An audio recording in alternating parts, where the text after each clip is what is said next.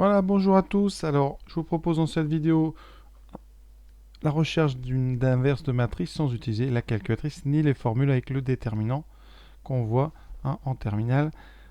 Alors là, donc, on vous propose dès le début de calculer un produit, le produit donc de A par A-2i, et de montrer que ça fait 8 fois I2, I2 qui est l'identité en dimension 2. Alors, je vais tout d'abord calculer A-2i2. Donc, j'écris A et moins 2i2, et on va aller tranquillement mais sûrement. Donc ici vous avez 1, 3, 3, 1.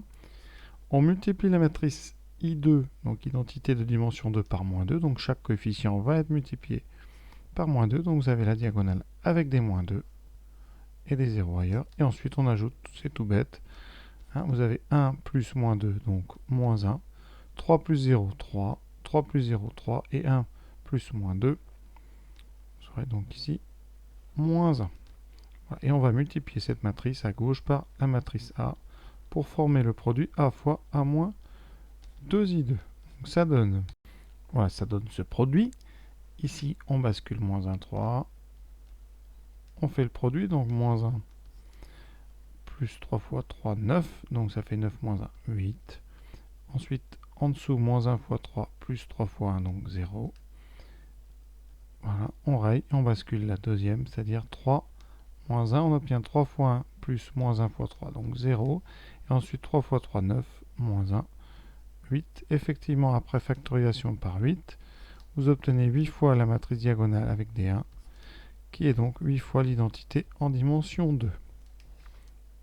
La dite question est donc finie, on peut passer à la 2.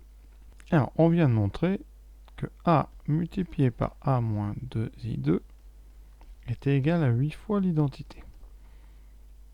Et nous, on veut montrer que A est inversible. A inversible, ça veut dire que vous devez trouver, d'après définition, une matrice B, ici en haut, telle que soit A fois B égale I, soit B fois égale I. Donc ici, on a un A déjà en facteur, vous voyez. Le B a tout l'air d'être A moins 2i. Et ici, il faudrait donc avoir identité. Donc on a un 8 en trop, qu'est-ce qu'on fait? Et on va diviser des deux côtés par 8. Donc on va avoir 1 huitième de A fois 1 moins 2i2 qui va être égal donc à l'identité. Et on va bien utiliser la propriété que je vais surligner ici, celle-là, mais dans l'autre sens habituel, c'est-à-dire qu'on va prendre le 1 huitième et on va le mettre avec la deuxième matrice. Ça nous donne donc, par équivalence, A que multiplie 1 huitième fois A moins 2i2. Et ça fait I2. Et on va bien distribuer ce 1 huitième, ce qui nous donne A que multiplie 1 huitième de A moins 1 huitième fois 2i, c'est-à-dire 1 quart de I2 égale I2. Et là, eh bien, on vient de montrer qu'il existe donc, la matrice B qui est égale à 1 huitième de A moins 1 quart de I2, telle que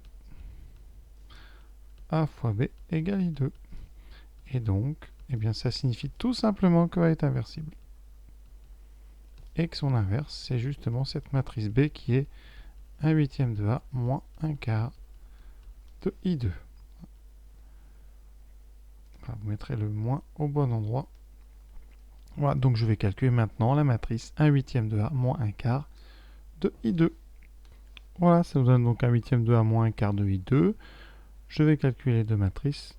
Donc on a 1 huitième ici. Tous les coefficients sont donc divisés par 8. Et dans la deuxième, vous avez donc la diagonale moins 1 quart, moins 1 quart. On additionne tout en mettant sur 8. Donc là, vous aurez 1 huitième. Donc là, les 1 quart, on les transforme en 2 huitièmes.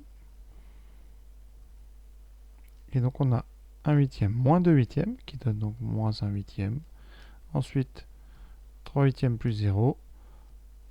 3 huitièmes plus 0. Et ici, moins 1 huitième. Donc voici un moins 1. Alors on peut vérifier rapidement. Est-ce que si on multiplie par A, ça fait bien l'identité? On va juste le vérifier très rapidement pour être sûr qu'on n'a pas dit de bêtises. Alors c'est pas utile de le faire évidemment dans un fusée. Donc ici 1 fois moins 1 huitième, ça nous donne moins 1 huitième. plus 3 fois 3 huitièmes plus 9 huitièmes, et vous trouvez effectivement eh bien 8 huitièmes, c'est-à-dire 1. Ensuite, pour le dessous, vous aurez moins 1 huitième fois 3, donc moins 3 huitièmes, plus 3 huitièmes, 0. Le coefficient en haut à droite, 3 huitièmes moins 3 huitièmes, ça donne 0. Et en bas, vous aurez 9 huitièmes plus moins 1 huitième, donc on a 8 huitièmes, et on a bien 1, donc vous obtenez l'identité. Donc on a fait du bon travail. Donc voilà comment on peut, en condition de trouver ici une égalité intéressante, on peut trouver parfois l'inverse sans rentrer dans des calculs compliqués de déterminants ou d'autres choses. Donc voilà, j'espère que ça vous a plu et à très bientôt.